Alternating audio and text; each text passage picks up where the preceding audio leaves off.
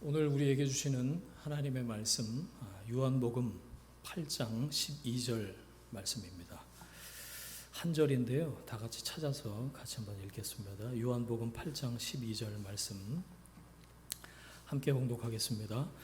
예수께서 또 말씀하여 이르시되 나는 세상의 빛이니 나를 따르는 자는 어둠에 다니지 아니하고 생명의 빛을 얻으리라.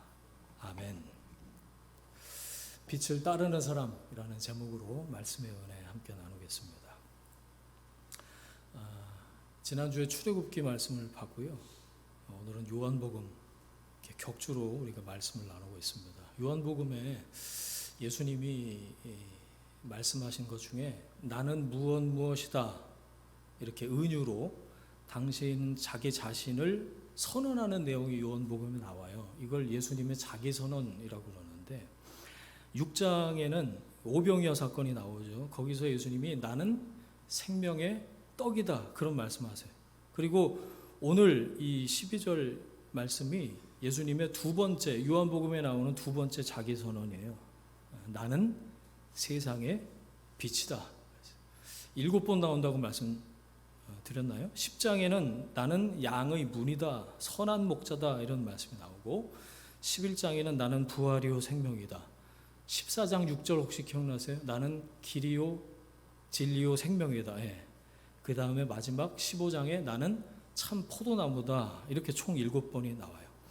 예수님이 말씀하신 나는 무엇이다 라는 이 헬라어를 보면 에고 에이미인데 이걸 히브리어로 바꿔보면요. 바로 지난주일 우리 십계명 말씀에서 함께 살폈던 신성 사문자 기억나세요? 요드해 바브해 여호와 야훼입니다. 그러니까 나는 나다라고 예수님이 요한복음에서 계속 얘기를 하시는 거예요.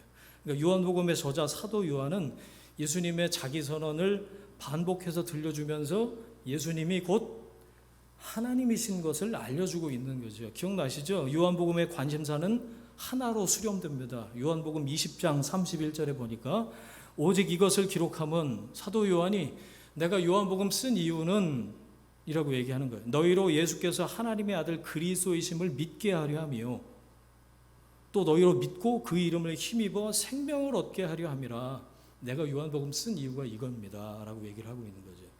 자, 10계명을 푸는 마스터키 드렸는데 기억나세요?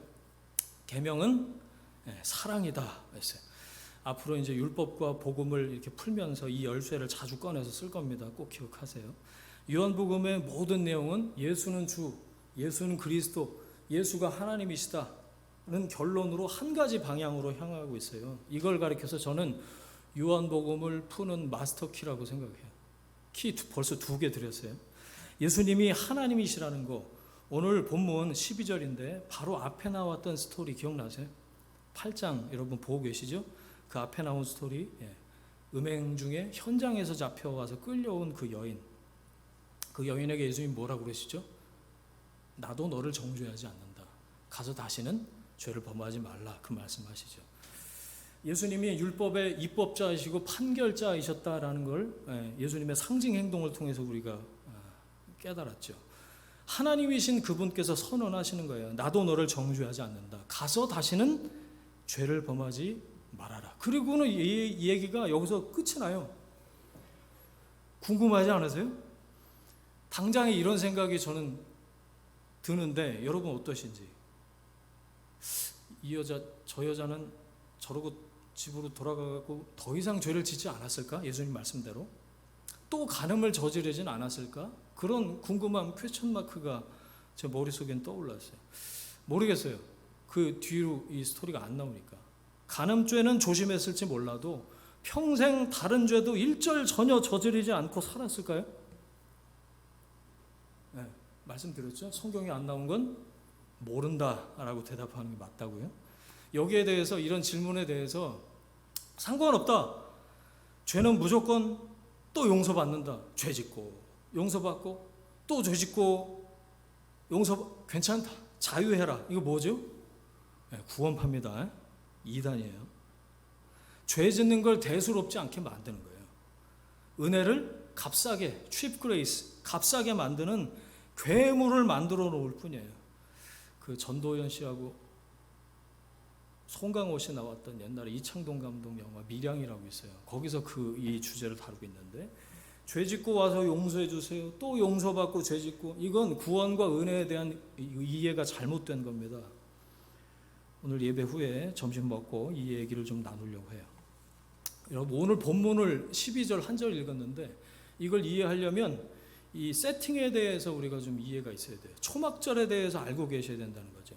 지금이 초막절 마지막 날입니다.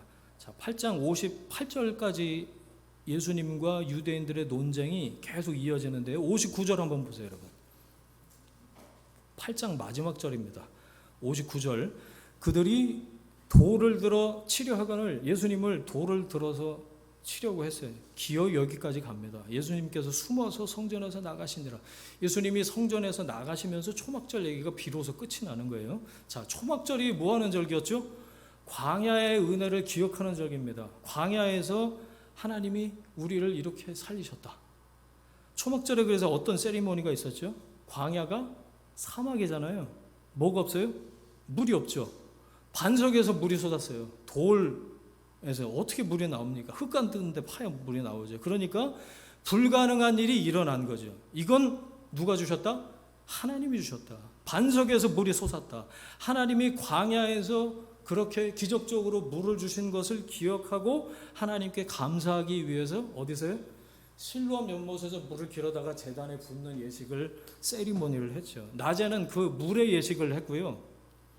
물이 있으면 생명이 있는 거잖아요. 하나님께서 우리에게 생명 주셨다.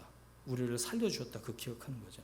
낮에 그 물의 페스티벌을 벌였고, 축제가 낮에만 있었던 게 아니라 밤에도 있었어요. 밤에는 불을 밝혔는데 여인의 뜰이라고 하는 이 광장 스퀘어가 있었어요. 거기 네 모퉁이에다가 4개 커다란 황금 촛대를 마치 올림픽 성화 켜놓듯이 불을 환하게 밝혀놓고 춤을 췄어요. 댄스, 레츠 댄스, 세리머니, 빛의 예식을 밤에는 했다는 거죠. 이것 역시 이스라엘이 광야 생활할 때 밤마다 하나님이 뭘 보여주셨죠?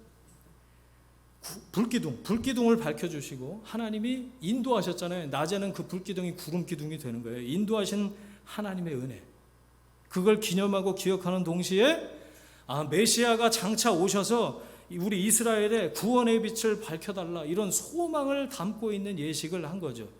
자, 정리하면 매년 초막절에 낮에는 물의 예식, 밤에는 빛의 세리머니, 이 축제를 벌이면서도 정작 주인공은 못 알아보는 거죠. 그 물의 예식의 주인공, 빛의 예식의 주인공이 누군지 못 알아봐요. 알아보지 못하는 그들에게 예수님께서 이 2가지 예식에 해당하는 메시지를 각각 주셨어요. 7장 보세요. 7장 37절 38절. 낮에 물의 예식에서 예수님이 주신 말씀이에요. 누구든지 목마르거든 내게로 와서 마시라.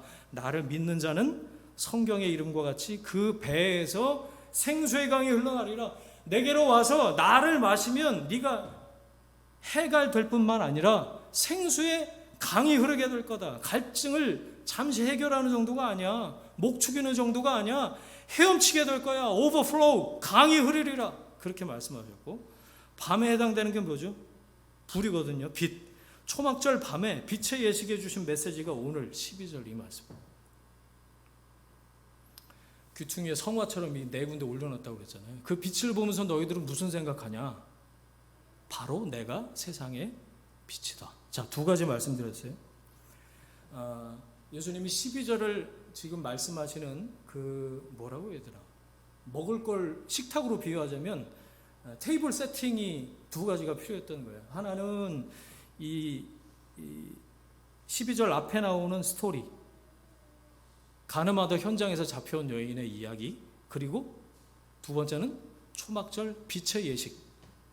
빛의 예식과 이 12절 앞에 나오는 그 여인의 이야기는 말하자면 메인 디쉬 나오기 전에 에피타이저랄까? 예수님은 내가 세상의 빛이다 라는 말씀을 통해서 가늠하다가 현장에서 잡혀온 여인의 문제가 뭐였죠? 죄요, 죄. 죄를 계속 짓는 거. 우리가 스스로 해결할 수 없는 죄 문제에 대한 해결책을 말씀해 주신 거예요. 자, 12절은 그냥 내가 세상의 빛이야. 내가 밟거든 나를 좀 쳐다봐, 이 말씀이 아니라 그 앞에 나오는 이야기의 결론과 같은 말씀이었다는 거예요. 죄짓고 회개하고 또 죄짓고 회개하고, 이 쳇바퀴에서 어떻게 벗어날 수 있을까요? 모태신앙인분들 속으로 손들어 보세요. 모태신앙, 이 쳇바퀴에서 벗어나셨어요 여러분? 죄짓고 와서 회개하고 주일날 와서 잘못했어요, 월요일부터 그렇게 잘못 안 하나요? 또 똑같은 거 또 하고, 종류만 달라지지 또 더 하고, 뭐 다시는 죄를 범하지 말아라 예수님 말씀하시는데 그러고 싶어요. 진짜 다시는 죄를 범하고 싶지 않아요. 사람이 양심이 있지, 일요일마다 가갖고 예배드리면서 하나님 잘못해서 이거 뭐 평생 해야 되나, 이런 생각 안 하셨어요? 어떻게 하면 다시는 죄를 짓지 않을 수 있을까요? 12절 말씀이에요. 빛 되신 주님을 따르는 겁니다. 빛 되신 예수님을 따르면 된다는 거예요.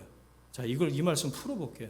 예수님 말씀에 이 12절에 우리가 뭐라고 표현되어 있죠? 나는 세상의 빛이고 나를 따르는 자는 이라고 있어요. 거기다 밑줄 그으세요 여러분. 나예요, 나.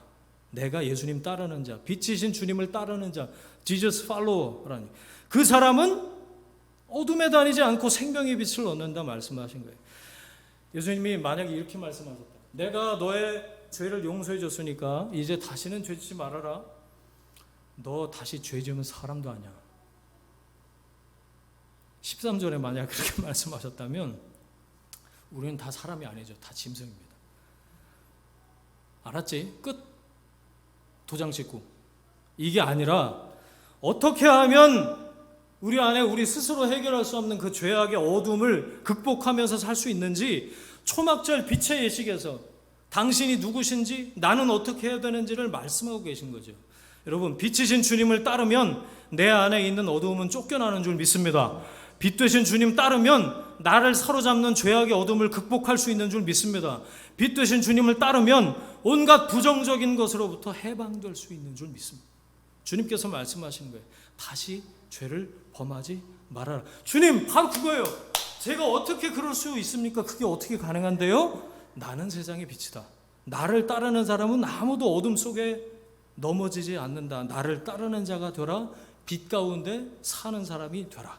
요한일서 1장 7절, 그가 빛 가운데 계신 것 같이 우리도 빛 가운데 행하면 우리가 서로 사귐이 있고 그 아들 예수의 피가 우리를 모든 죄에서 깨끗하게 하실 것이요. 여러분, 신앙생활은 죄짓고 용서받고 또 죄짓고 주일에 또 교회 와서 잘못했습니다 회개하고 말씀 듣고 눈물 찔끔 흘리고 용서받고 또 약해서 죄짓고, 이걸 반복하는 게 아닙니다. 신앙은 가끔 주기적으로 반복되는 이벤트가 아니에요. 일주일에 한 번씩만 만나는 주님이 아니에요. 빛 되신 주님을 계속해서 따라가는 거예요. 이걸 두 글자로 주님과 동행하는 거다. 제 성경, 여러분 성경 저는 동행이라고 써놨어요. 따라다니는 겁니다. 동행. 여러분, 빛이 있을 때, 사모님 도시락 왔나 봐요. 빛이 있을 때 어둠은 사라지죠. 빛과 어둠은 공존할 수가 없습니다. 제가 아침마다 그걸 경험해요. 이 본당이 지금 예배당이 지하실이잖아요. 깜깜합니다. 서점도 집사님 문을 안 열어놓으셨으면 저 철문부터 열고 들어올 때부터 새까매요. 근데 이 불을 하나 딱, 뭐 여러 개도 아니야, 하나 딱 켜는 순간 어둠은 빛의 속도로 사라집니다. 빛이 상징하는 게 그거죠. 여러분, 빛이신 주님과 함께 있을 때, 주님이 내 안에서 빛을 비추실 때 어둠은 설 자리를 잃게 되는 거예요.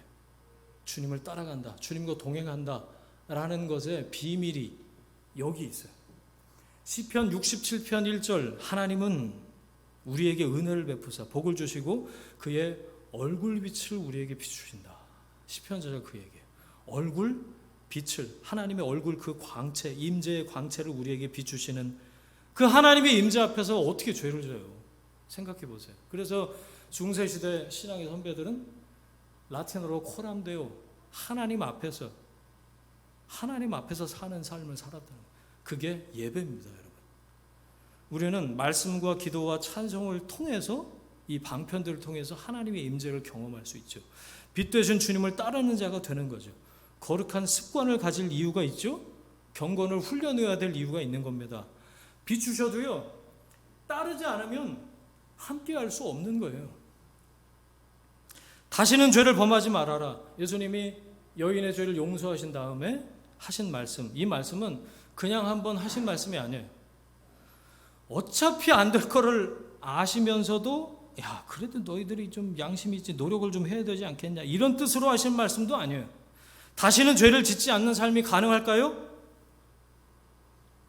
사람마다 상황마다 뭐 다르겠지만 저는 가능한지 안 한지 그것보다 이 말씀의 선언을 우리 영혼에 대고 해야 된다고 생각합니다. 나는 세상의 빛이니 나를 따르는 자는 어둠에 다니지 아니하고 생명의 빛을 얻으리라. 아멘. 빛 가운데 살면, 빛 되신 주님 따르면 더 이상 죄악의 어둠 속에 헤매지 않을 수 있죠. 죄악에 파묻혀서 살지 않을 수 있습니다. 더 이상 지긋지긋하지 않으세요?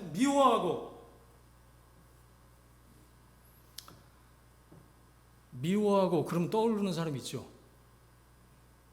있으실 텐데. 미워하고 나아가서 저주하고, 하나 더 하겠습니다. 죽여버리고 싶고 절대로 용서할 수 없는 그 끝없는 굴레에 종속당하지 않는 방법, 빛 되신 주님 따라가는 거예요. 그 빛에 나를 노출하는 거예요. 그 빛이 나를 장악하시기. 바꿔 말하면 그 빛을 따르지 않고서는 우리가 아무리 결단하고 작심하고 그래도 이 죄의 질곡에서 벗어날 길은 없다는 말씀이죠. 여러분, 이 약물에서 되는 거 아닙니다. 이 약물면 임플란트 해야 된다고 제가 몇 번 말씀드렸죠. 어둠에다가 대고 소리 지른다고 어둠이 쫓겨나지 않습니다. 제가 지하실에 오자마자 어둠아! 전 미친놈이죠. 저 개척교회 목사가 제정신이 아니구나, 이제 누가 그럴 거예요. 소리 지른다고 어둠이 떠나가지 않아요. 죄의 질곡에서 벗어날 수 없다고요. 그래도 예수 믿는 내가 착하게 살아야지. 심호흡 막 죽여버리고 싶고 막 그럴 때마다 심호흡 크게 하고 자신을 다스리고, 도 닦아서 될 일이 아니에요, 여러분. 그래도 저 사람 내가 교회 집사인 거 아는데, 내가 주일마다 교회 가는 거 아는데 내가 이러면 안 되지. 마음을 고쳐먹는다고 될 일도 아닙니다. 하나님하고는 별 상관없이 그렇게 도 닦고 열심히 살아보려고, 어떻게 하면 그럴듯하게 잘 살아볼까 고민하다가 망한 사람들 얘기가 성경에 나와요. 그걸 한 권으로 딱 묶어놨어요, 성경에. 어디게요? 사사기입니다. 들어보셨어요? 사사기. 사사기에 반복해서 나오는 말씀이 있어요. 그때 이스라엘에 뭐가 없어요? 왕이 없으므로 사람이 각각 자기의 소견에 오른 대로 행하였더라. 왕이 없긴 왜 없어요? 하나님이 왕이시죠. 그런데 하나님을 왕으로 인정하지 않고 저마다 다 왕이었다는 거예요. 사람마다 각각 자기 소견에 오른 대로 행하였더라. 사람마다 다 지가 왕인 줄 알고 왕으로 살다가 그러다가 망했다는 얘기가 사사기예요. 자기가 왕일 때, 자기가 신일 때, 내가 하나님일 때 그 왕관의 무게를 견딜 수 있을까요? 자기 하나 건사하지 못하는 죄인이 무슨 옳은 일을 분별하고 선택할 수 있을까요? 어둠 가운데 있으면서 자기가 어둠 안에 파묻혀 있다는 것도 모르는 상태에서는 아무것도 분별할 수도 없고 옳은 결정을 할 수도 없어요. 외부에서 빛이 임해야 됩니다. External light, 내 안에서 빛을 발견할 수 없어요. 사사기의 특징이 뭘까요? 저는 한마디로 드문드문이라고 생각해요. 어디 적어놓으세요, 여러분. 사사기, 드문드문. 사사기처럼 믿으면요, 사사기처럼 살게 되고 사사기와 같은 결말을 맞게 됩니다. 사사기에 반복해서 나오는 게 뭐라고요? 드문드문 줄을 찾아요. 줄을 찾긴 찾아요. 근데 어떻게 찾아요? 드문드문. 은혜를 하나님 주셔요. 근데 또 말을 뒤지려도 안 되는, 불순종하고 그러면 이 죄 짓는 거잖아요. 그러면 하나님이 이방 나라들을 보내서 어떻게 해요? 얻어 터지는 거예요. 얻어 터지면 그제서야 드문드문 줄을 찾습니다. 막 부르짖어요. 그러면 하나님이 구원해 주시고, 그렇게 또 은혜를 받고 어떻게 해요? 실망시키지 않습니다, 우리를. 또 불순종해서 죄를 짓고. 이게 사사기의 사이클이죠. 자기 소견에 오른 대로, 자기가 선한 맞다라고 생각하는 대로 행하다가 망치면은 그때 가서 하나님 찾고, 그렇게 그야말로 드문드문 주를 찾고 그때 드문드문 구원이 임하는 거죠. 여러분, 이따금씩 이벤트로 주님 찾는 사람들 있죠. 성탄절에 한번, 부활절에 한번. 요즘은 또 그렇지도 않은 것 같아요. 아예 그냥 온라인에서 그냥 주님을 찾고. 예. 뭐 어쩔 수 없는 상황을 말씀드리는 건 아닙니다. 올림픽 주기로 교회를 나오든지, 뭐 전국체전 주기로 나오든지, 월드컵 주기로 교회 오나? 그래도 찾으면 간헐적으로 구원이 임하긴 임해요. 하지만 끝은, 결말은 사사기와 같을 겁니다. 주님을 왕으로 인정하지 않은 결론이에요. 드문드문 기도하다가, 가끔씩 예배드리다가, 그러다가 여러분 끊어집니다. 하나님과의 단절.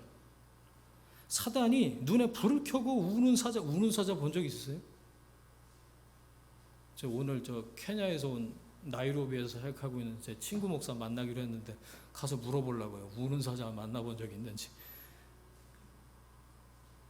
그 친구 한 번씩 연락하면 이제 사람들이 뭐 나이로비 그 국립공원 이름이 뭐더라?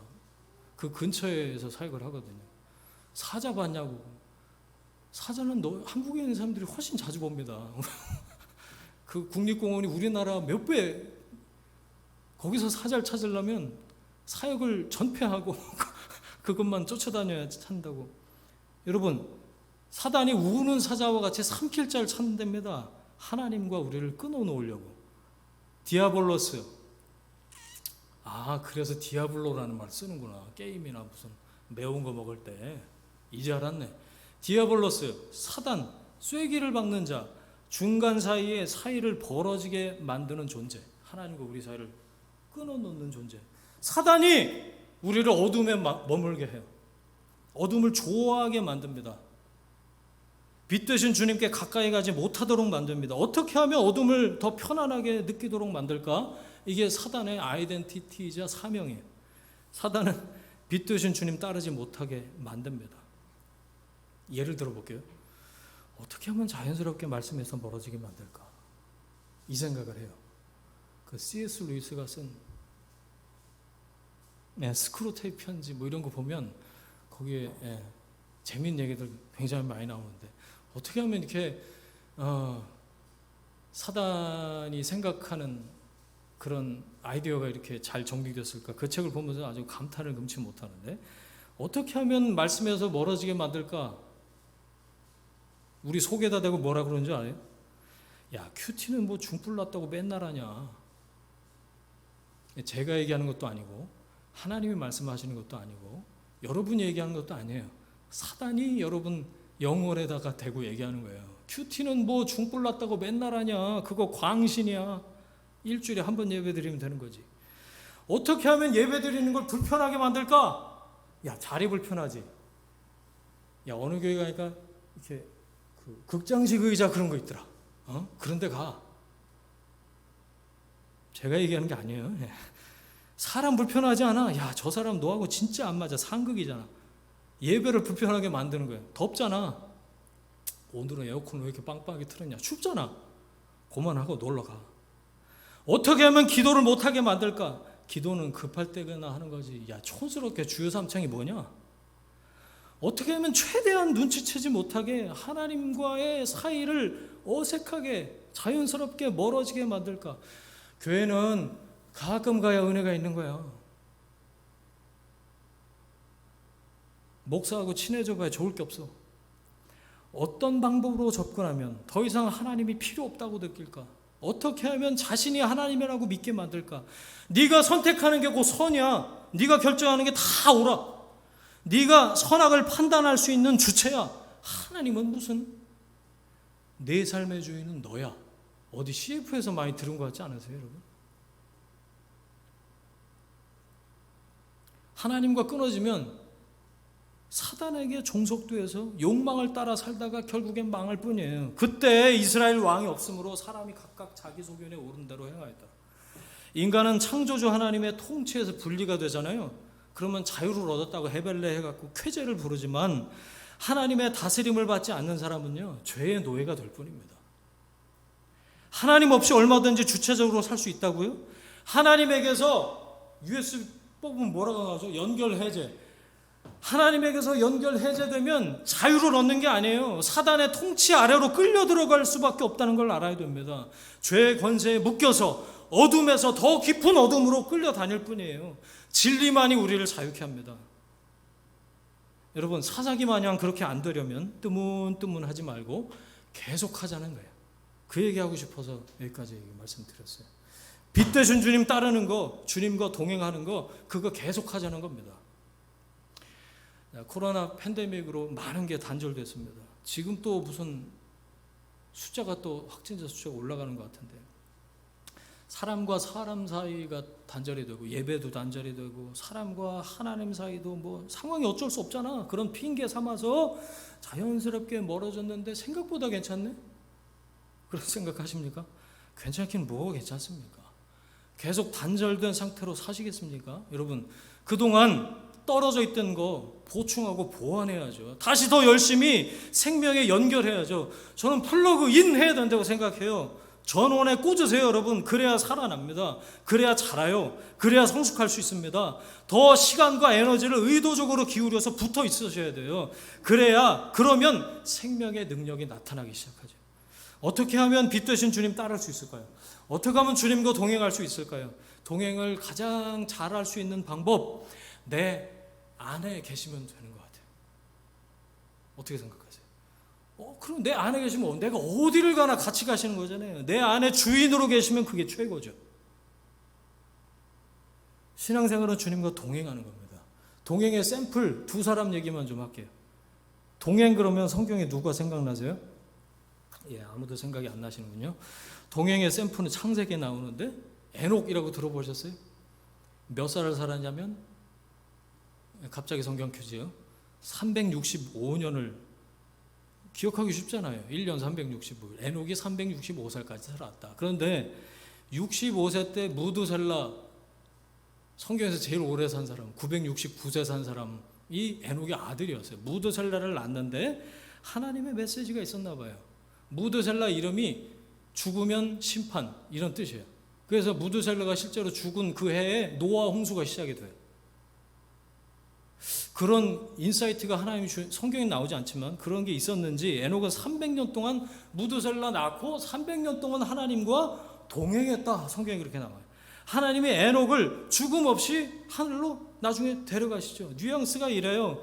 65세 이전에는 세상 따라다니다가 제대로 안 믿다가 심판의 메시지를 듣고 정신 차리고 300년 동안 계속해서 하나님 잘 따라다녔다는 거예요. 그러니까 드문드문 신앙생활 퐁당퐁당한 게 아니라 계속해서 따른 거죠. 지속적으로 주님 따른 겁니다. 300년 동안 주님과 동행하다가 주님하고 너무 친해서 야, 오늘 저녁에 우리 집에 가서 자자. 하나님이 그러셔서 죽음을 보지 않고 하늘로 데려가셔요. 동행. 그러면 생각나는 사람이 또 있어요. 이산지를 뭐가 또 왔어요, 사모님? 제가 가서 받을까요? 동행 그러면 생각나는 사람이 또 있어요. 이산지를 내게 주소서. 갈렙에 갈렙. 여호수아 14장에 나오는데 헤브론 산지 철옹성이거든요. 갈렙이 이렇게 얘기해요. 내가 지금 나이가 85세인데 45년 동안 내가 하나님이 말씀하신 대로 살았습니다. 말씀을 언제 받은 거죠? 85에서 45 빼면 40살에 하나님께 말씀을 받았어요. 무슨 말씀 받았냐면 네 발바닥으로 밟는 모든 땅을 너에게 주겠다. 그 말씀을 갈렙이 마음에 새겼대요. 40세. 그 말씀의 약속을 붙잡고 45년을 주님과 동행했대요. 보통 믿음이 아니죠. 어떤 믿음이죠?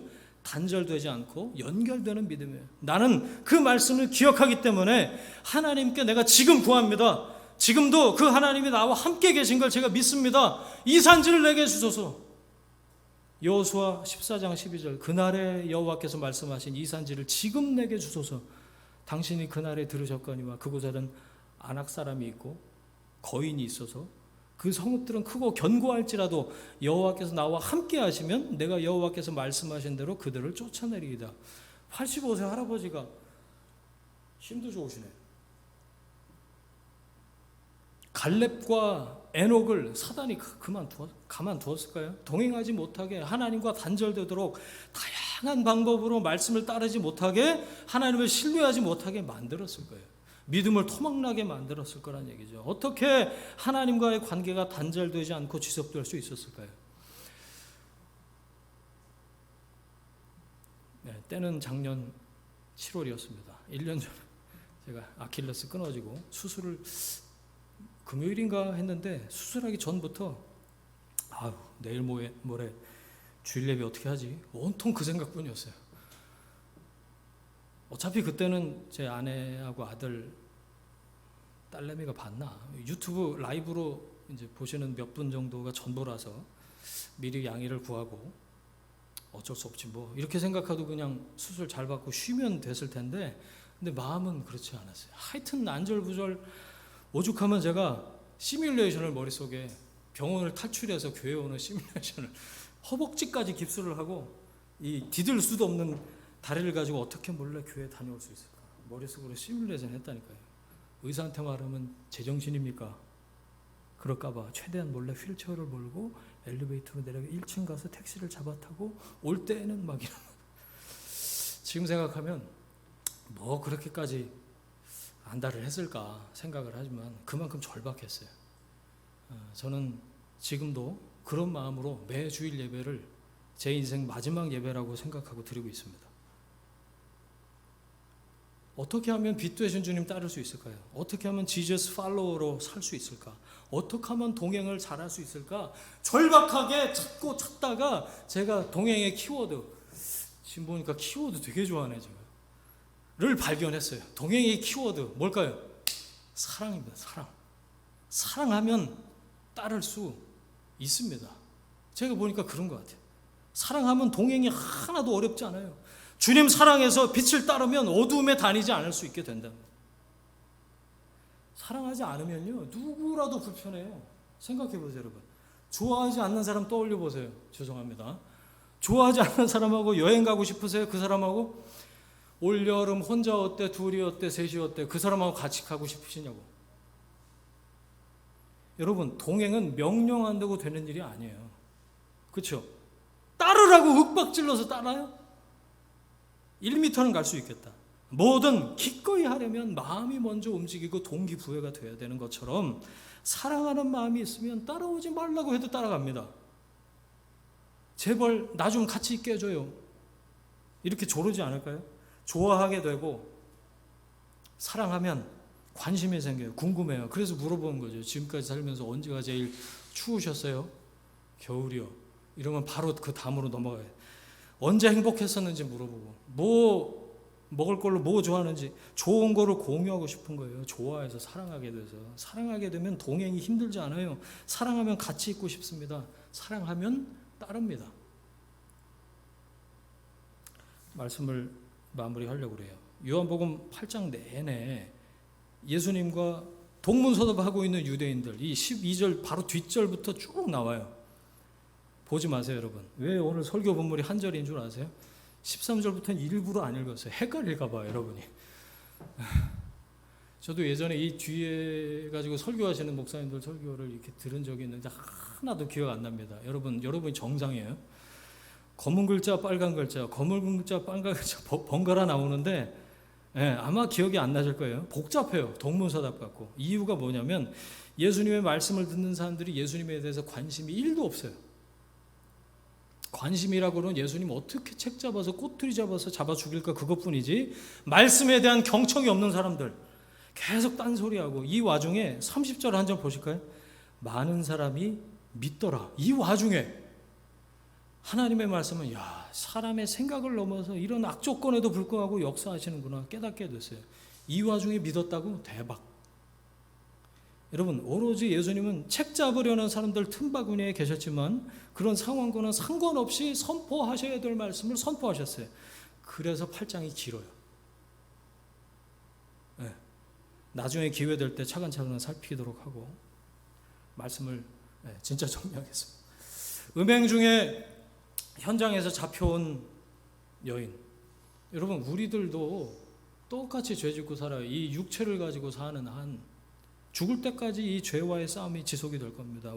그런데 우리 중에 이 죄악의 어둠에서 스스로를 건져낼 수 있는 사람이 아무도 없어요. 내 안에 있는 어둠을 몰아낼 수 있는 사람이 아무도 없다고요. 예수님이 찾아오셔서 말씀하시는 거예요.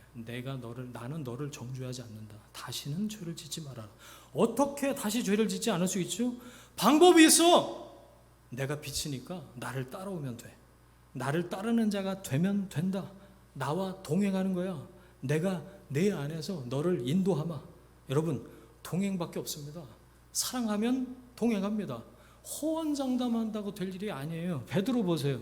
모두 여기 있는 사람들 모두 주를 부인할지언정 막 눈 부릅뜨고 눈 부라리면서 호언장담하던 베드로, 예수님 나중에 3번씩이나 모른다고 저주하고 그랬던 수제자 아니에요. 부활하신 예수님이 베드로 만나서 뭐라고 그러시죠? 너 일로 와봐. 3번 부인했지. 빠따 3대 맞고 시작하자. 그렇게 하지 않으시고 그릴 해주셨어요. 그게 목구녕으로 넘어갔을까? 저는 요한복음 21장 볼 때마다 그 생각을 하는데, 너 끝까지 나랑 할래 말래? 하나님 이렇게, 예수님 이렇게 말씀하신 게 아니라 너 나를 사랑하냐? 더 무섭지. 그렇게 물어보시죠. 여러분, 주님 사랑하십니까? 교회 공동체를 사랑하십니까? 사랑은 없고 큰 소리 치면 오래 못 갑니다. 사랑하지 않으면 따를 수 없습니다. 사랑을 부어달라고, 사랑하게 해달라고 기도하셔야 되는 거죠. 예수님이 누구시죠? 초막절에서 보니까 반석에서 물을 내신 분이 예수님이세요. 광야에서 불기둥으로 보호하시고 인도하시는 분이 예수님이셨어요. 다시는 죄를 범하지 말라, 죄를 사하시고 죄를 극복할 방법을 알려주시는 분이 예수님이십니다. 빛이 임하면 어둠은 내어 쫓긴다는 걸 기억하십시오. 빛 되신 주님을 따르십시오. 주님을 내 안에 주인으로 모시는 겁니다. 여러분, 지속적인 성장과 성숙을 이루어가는 방법, 동행밖에 없어요. 이 악물고 잘하려고 들지 마시고요. 그냥 사랑하세요. 빛 되신 주님 따르는 자로 주님이 비추시는 그 얼굴 빛 가운데 거룩하게 살면서 생명의 빛을 얻을 뿐 아니라 그 빛을 또 다른 사람에게 비추는 하나님의 사람들이 되시길 주의 이름으로 축원합니다. 함께 기도하겠습니다. 이 시간 주신 말씀 붙들고 한번 같이 기도하도록 하겠습니다. 함께 기도하겠습니다. 하나님, 이 시간에 우리 각 사람에게 주신 하나님의 메시지, 하나님의 말씀을 붙들고 기도하며 나아갑니다.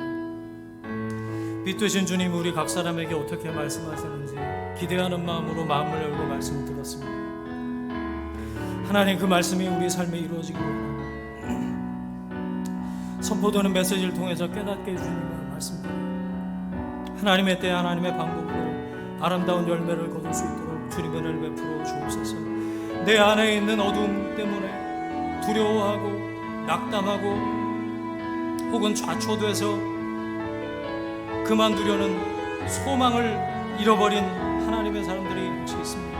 하나님, 이 시간에 오셔서 음행 중에 현장에서 잡혀온 그 여인에게 말씀하셨던 주님께서 말씀하여 주옵소서. 내가 널 정죄하지 않는다. 다시는 죄를 짓지 말아라. 주님 말씀하십니다. 내가 세상의 빛이다. 나를 따르는 자는 어둠에 다니지 아니할 것이다. 주님 말씀하여 주옵소서. 이 말씀의 거룩한 뜻이 우리 가운데 이루어질 수 있도록 성령님 역사하여 주옵소서.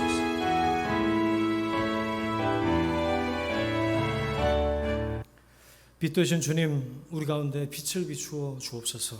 우리가 그 빛을 따라서 살 수 있도록 우리 안에 우리를 말씀으로 인도해 주옵소서. 성령이 하시는 그 말씀에 귀를 기울이게 하시고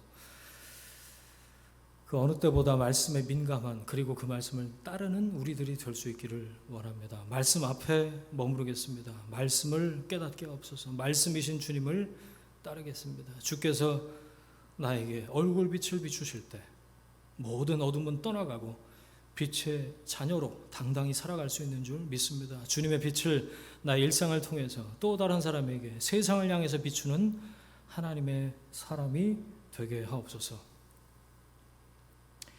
이제는 우리의 주인 되신 예수 그리스도의 은혜와 하나님 아버지의 사랑하심과 성령님의 동행하심이 빛이신 주님을 따르기로 결단하고 주님과 지속적으로 동행하길 원하고 더욱 주님을 사랑하기를 원하는 하나님의 사람들 위해, 그들의 일터와 가정과 자녀들 위해 지금부터 영원까지 함께 하시기를 간절히 축원하옵나이다.